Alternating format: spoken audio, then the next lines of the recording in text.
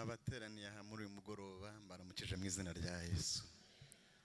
Amahoro y'Imana abane namwe mwese. Ni amahirwe umuntu aba abonye iyo yongeye akagirirwa ubuntu ari mu rusengero kandi agahabwa amahirwe yo gushima Imana. Bamwe tuba tuziranye gutya wenda bitewe n'amaseta bakoreraho cyangwa se naho dusengana cyangwa na korara, ariko nta yandi makuru dufite. Ariko hakaba n'abantu banini cyangwa se bafite ukuntu badashaka ko hari icyabo cyazajya hanze bitewe n'aho bari, ariko ntewe ishema no kuvuga ibyanjye kuko atari ibanga kandi mbyivugiye, kandi numva hari icyo bimaze kuko hari icyo Imana yankoreye. Zaburi y'ijana umurongo wa mbere wa kabiri n'uwa gatatu haravuga ngo mwaba ari mw'isi mwe muvugirize Uwiteka impundu, mukorere Uwiteka munezerewe, muze mu maso ye muririmba, mumenye yuko Uwiteka ari we Mana, niwe waturemye natwe turi ubwoko bwe, turi intama zo mu cyanya cye. Njyewe nzaba ndora Moise utaragize amahirwe yo kumenya ubwenge ndi kumwe n'ababyeyi. Umuryango wanderaga sogokuru na nyogokuru bagapfa mu mwaka umwe. Nari nzi ko nanjye nshobora guteta bitewe n'uko uwo mukecuru yamfataga ku nshyushyu n'ukundi kunyitaho nk'umwana. Nyuma yo gusinzira kwabo ubuzima busa n'ubugoranye cyane kuri jye, ku buryo umuntu abunze umutima akabura n'aho yerekeza. Nakoze imirimo ivunanye, hari igihe njya nyibwira ab'inshuti zanjye bakagira ngo ahari n'ibyo nasomye mu gitabo. Kumenya ubwenge kwanjye natangiye ndi mu mirimo, kuko natangiye kuvoma mvomesha igicuma. Bamwe ntibanakizi, nijye hejuru gato ubwo ni ukuvomesha akadobo, ntabyo utujerekani byariho. Wabasha amazi ukavomesha isafuriya. Ibyo bintu umuntu ashobora kubibwira abantu bari kumumate, se muvomesha mu isafuriya gute? Kubera gucubangana kw'amazi twakoraga icyo bita kuvika ngo tagenda kumenekaho. Murebe rero uko nareshyaga, murebe n'isafuriya. Hari igihe uraga n'umuntu ukabona isafuriya no kubona umuntu bikakugora. None ndi ku matara, Yesu ahabwa icyubahiro. Hari igihe njya nko kuvoma amazi hafi yo mu rugo cyangwa muri salo nkabikubita agatima nkaseka ndi jyenyine. Abatazi ibyatsi bivika cyane ku batafite ayo makuru, ubundi havika ibintu bita ibitovu. Mbese ibitovu nibyo bavikisha ubundi ikintu gicubangana.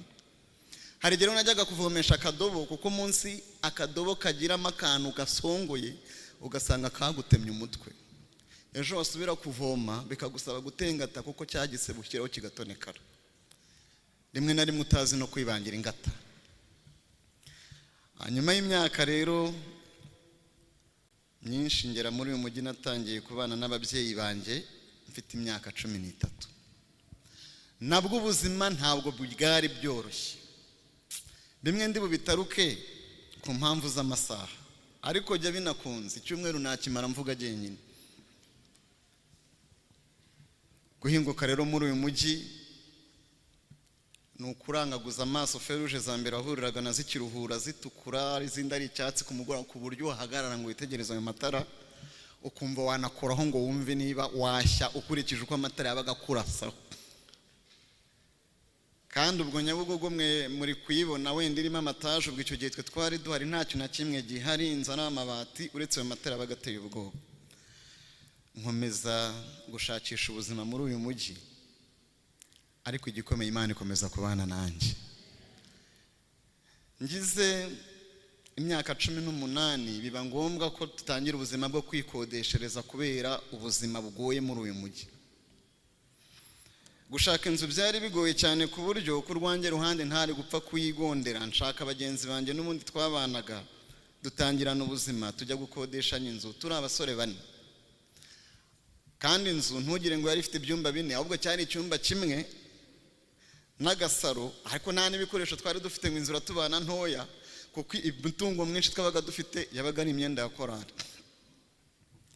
Abantu 4 rero mu nzu, mushaka kwibwira ngo byari byoroshye. Inzu twayishyuraga 10,000, ubwo umwe yasabwaga 2,000 angahe, ariko kuyabona turi bane mu nzu, 10 rikatuzengereza, kandi n'igihe wari shefu w'inzu nkajya kwisobanura kuri nyirayo kuba wari udushinzwe mu gipangu, hakaba igihe ntegereza akagira ngo naje kumusura bindi nkamubwira ko ataraboneka. Noneho kuko twateranyaga nyine umwe akagenda guha yuko yabonye, uyaduhaye mbere nayo tukayarya, amwe mukazayabura, noneho undi akayabona andi mwarayamaze.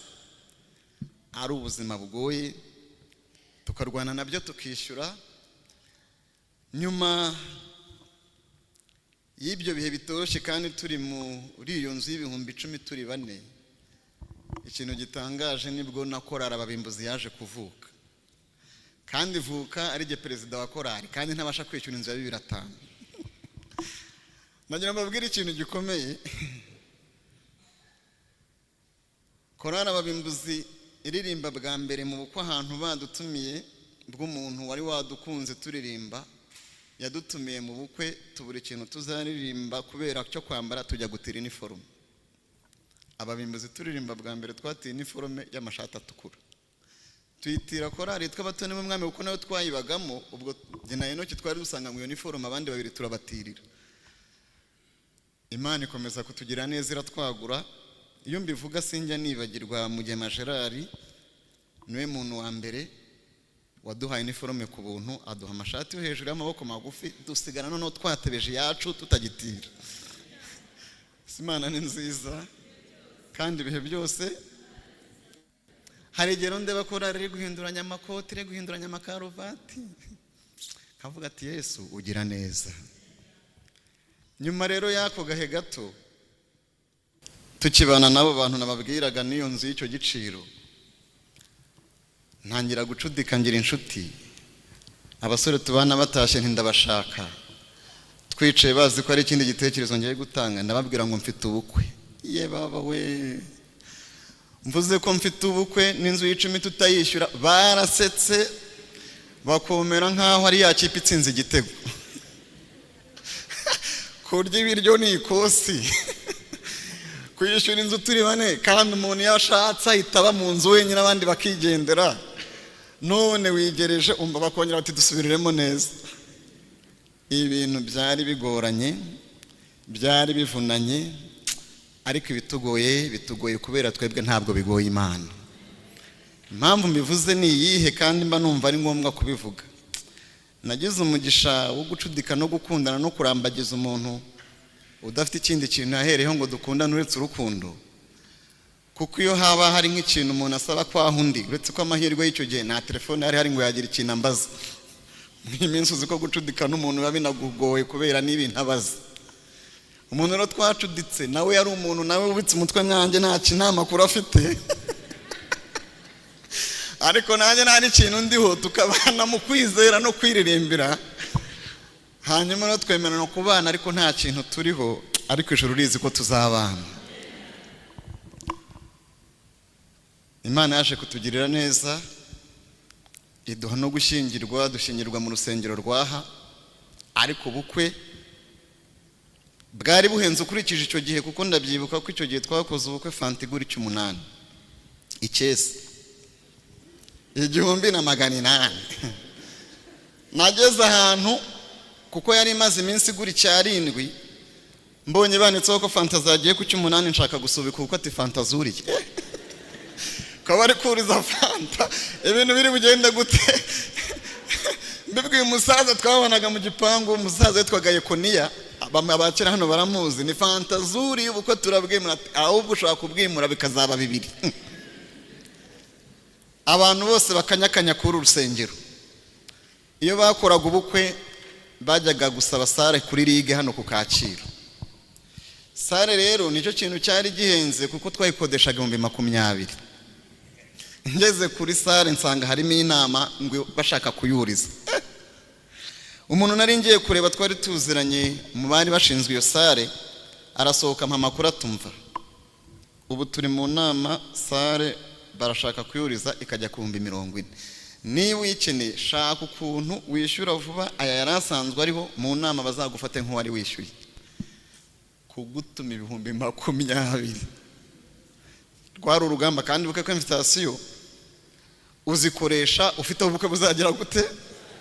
Ndirukanka mu bantu ndaguza, mbirukankamo veni ndayabona ndayajyana nza nkoze mu mifuka, kuko nari nabonye sarumva ko ibintu bitari byoroshye. Ako nta kintu nsigaranye. Hari umukecuru umwe wabagaha kuri urusengero witwaga Esther, yari atuye hafi ya La Frichère. Kubera ko kera yari inshuti ya mabukwe, antumaho yaramenye ko nzashyingirwa uwo mukobwa, mabukwe yari atakiriho. Ati ndagushaka mwana wanjye mpageze, yarambwira ati nagira ngo ngutwerere utazagira ubukwe ntafite amafaranga bikambabaza, kandi nyoko bukwe nubwo utamuzi ariko twari inshuti. Umukecuru ajya mu cyumba, araza nkubita inote y'igihumbi nko masaha 4 n'igice.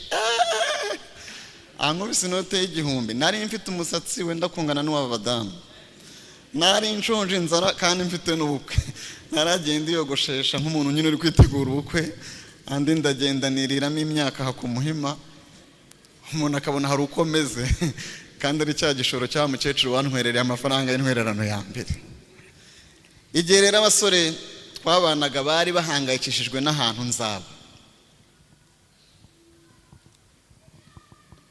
Umuntu nababwira ngo dufite Imana yumva kandi igira neza, ntimukagire ngo n'urwenya. Jewe umuntu yarampamagaye, umubyeyi witwa Mama Diane, arambwira ati ndagushaka uze tuganire. Umukecuru ndamwitaba, amenya ko mfite ubukwe, amakuru yari ayazi uko nari inshuti n'abana be, dufite uko tubana nk'umuryango ariko tudafitanye isano n'imwe. Aranyihamagara arambwira ati ubu ugiye gukora ubukwe nta mafaranga mfite, nari kugufasha ubukwe ariko hari ikintu numva nagufasha niba ubyemera. Ntega amatwi, sazana imodoka, yari afite tagisi. Se bizagenda gute? Arayimpasa imodoka ndayikeneye. Ati arantu nshaka ko tuzajyana tuganirireyo. Aramfata turagenda, tujya Kacira ahantu yari afite amazu, turazenguruka igipangu. Arambwira ati hari igitekerezo nagize, uzabahe ku munsi w'ubukwe? Ntago ndahamenya ndacyahashaka. None se ahantu wahemera nkaguhama inzu ukazaba ariho ukorera ubukwe? Numvise neza. Abantu bari kundirira tubana ntibazi uko bizagenda.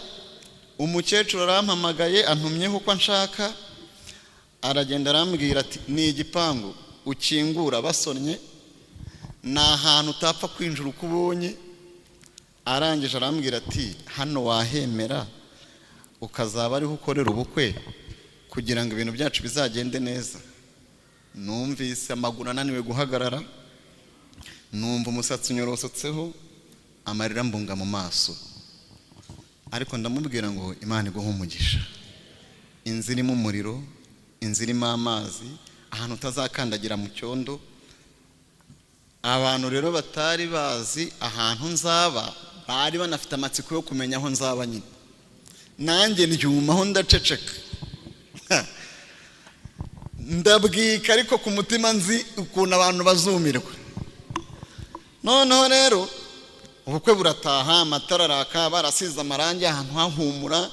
Nanjye nitabo nshaka nk'umuntu ufite uko meze. Ariko hari akantu ntabura kugarukaho. Hari umusore umwe wari inshuti yanjye hano kuri urusengero, mu gihe cyo kwitegura ubukwe antiza telefone. None antiza telefone ariko n'ubundi simukadi yariye, kuko muzi ko icyo gihe MTN no kwitaba ubwabyo wabisoreraga. Sinari kugura rero simukadi, nta telefone mfite. Buri kanya rero uwo muntu kubera akazi yakoraga bakamuhamagara, ariko nkamubwira ko atari wifite, bakagira ngo nijye bari gutelefona. Ariko ubwo ibintu umuntu anyuramo, nkomeza kugenda ntanga nimero ku bantu bakeya numvaga byaba ngombwa ko babimenya. Hirya y'ibyo ubukwe buragera buraba, kwa mukecuru turahataha. Niki nshaka kuvuga rero ntarutse kuri ayo mateka, nuko ko mukecuru kubera ko iyo nzu ayimpaye akayimpana ntumugisha, narinze mviwe njye wanjye sinongeye gukodesha na mugingo n'ubu. Nta munani w'ababyeyi urimo, nta korari yakoze fundraising, nta bufasha bwo mu itsinda, nta kintu na kimwe. Twavuga iby'Imana se tukava he tukagera hehe? Imirimo y'Imana iratangaje. Impamvu rero ababimbuzi twitwa umuryango kandi mukabona turi abantu bakeya babarirwa ku ntoki, twese iyi korari twayigezemo turi abasore. twigezemo turi abasore, urumva n'igihe washyingiwe mbere, nsigarana urugamba rwa bagenzi banjye, dusangira ubuzima twese, nta kintu turi wari ugupfundikanya, tugera igihe twese twisanga Imana itwubakiye. Niyo mpamvu rero twise umuryango ntago bigirwa nuko turi abantu 300 cyangwa 400, ahubwo hari isano dufitanye itandukanye n'indi mpamvu iyo ariyo yose. Nubwo natwe twagiye tugabwaho n'ibitero bitandukanye kubera umwanzi, ariko hari isano tutatakaza uko byasa kose. Ari imfubyi iri muri twe, ari ufite ababyeyi muri korari yacu, niyo wagura icupa rimwe ry'amazi rya Nili, nta muntu wemerewe gusomaho wenyine, ubwo turasangira twese. Bimwe umuntu avuga ngo we ngo ajya arwara igifu, zakirwarira iwanyu muri korari uze wagikiza. Hari abantu bajya bagenda mu makorari, umwe akitwaza akabiswi ngo hari ikintu kijya kimfata, kizagufatira iwawe. Ariko muri korari akantu duhingukanye twese, ubwo no gusangira. Ibyo bintu byatubereye umugisha, bitubera impamvu ikomeye, kandi nta n'umuririmbyi turabisiganira. None dusigaye duhagarara hano turi korari, buri wese ashima Imana, buri wese afite aho ataha, buri wese afite urugo, buri wese afite abana, kandi yari korari yatangiye imeze nk'imfubyi, ariko kubera kugirirwa neza n'Imana iducira inzira, ihabwa icyubahiro. Ntabwo ari ikintu cyoroshye kumva ngo korari y'ubwo buzima bumeze gutyo ibasha kuririmba ahantu hatandukanye. Sintekereza ngo se iyi korari yaba yifuza kuzaririmba mu ruhe rusengero muri iki gihugu. Ari amahoteli twararirimbye, ari stade, ntaga n'amakorari menshi yagize amahirwe yo kuririmba ku ma stade atandukanye kandi zikomeye z'iki gihugu. Ntabwo ari amakorari menshi byaworoheye, kandi atari uko atabyifuza kwambuka umupaka. Ntekereza ko iyi korari ni imwe muri korari isohoka cyane mu gihugu, ku buryo no gutunga pasiporo ari itegeko rya korari mu babimbuzi. Mu mabwiriza duha umuririmbyi, kumwuvuga ngo ufite igihande, ufite itsinda, hongerwamo no kuvuga ngo ufite pasiporo. Kubera iki? Impamvu z'urugendo. Kuko nibwira ko mu bihugu bya East Africa hafi ya byose tumaze kubigeramo, nyamara ntitujyanwa n'abo twiganye bariyo. Si ba bantu bavuga ngo twavuye hanze, ni Imana idufiteho umugambi. Nidufata rero icyumweru cyo gushima, ntimuzatekereze ngo ni ya korari ije kwimenyekanisha cyangwa se kwishongora cyangwa se kwigaragaza. Dufite impamvu idutera gushima, dufite icyo Imana yadukoreye, kandi urwo rugendo ntago ari urwacu gusa, turarusangiye namwe, turusangiye n'aya makorari, turusangiye n'aba bizera, turusangiye n'aba babwiriza, turusangiye n'abantu bose bamenye Yesu. Ndasaba Imana kandi namwe mbasaba kugira ngo mudusabire, kugira ngo ubwo buryo n'urwo rugendo he kubaho kwirara, he kubaho kumva ko hari aho umuntu yageze, ahubwo nitwibuka hamwe twavuye, turushaho kwegurira igice cyacu cy'ubuzima gukorera Imana. Imana itugirire neza mu izina rya Yesu.